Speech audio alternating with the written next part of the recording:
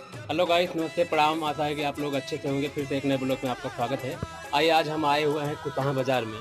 कुसाहा बाज़ार में यहाँ नहर के पूर्व साइड में एक भाई की बहुत अच्छी खासी शॉप है। यहाँ पर हर एक सामान उचित दाम पे मिलता है। तो गाइस, जैसे कि आप देख सकते हैं, यहाँ पर काफ़ी ज़्यादा सामान है और होलसेल की पूरा दुकान है। गाइस, आप जब भी आइए तो एक बार ज़रूर आइए आप लोग। हर एक सामान आपको उचित दाम पे मिलेगा। यहाँ अंदर भी आप देख सकते हैं गाइस। यहाँ पर पूरा होलसेल का दुकान है भैया, और अच्छा-अच्छा आइटम है। ऐसा कौन सा आइटम है जो इनके पास नहीं है। भाई साहब जैसा देख सकते हैं। एक बार हम आपसे मिलवाना चाहते हैं शेर से। सिर्फ एक बार हेलो कर दो। हेलो। देखा अभी, जैसा कि अभी आपने देखा कि ये सेट है यहाँ के, मतलब शॉप इन्हीं की है। तो भाई साहब इधर भी देखिए, और इनका ऊपर भी है गाइस, बहुत सारा सामान है ऊपर भी।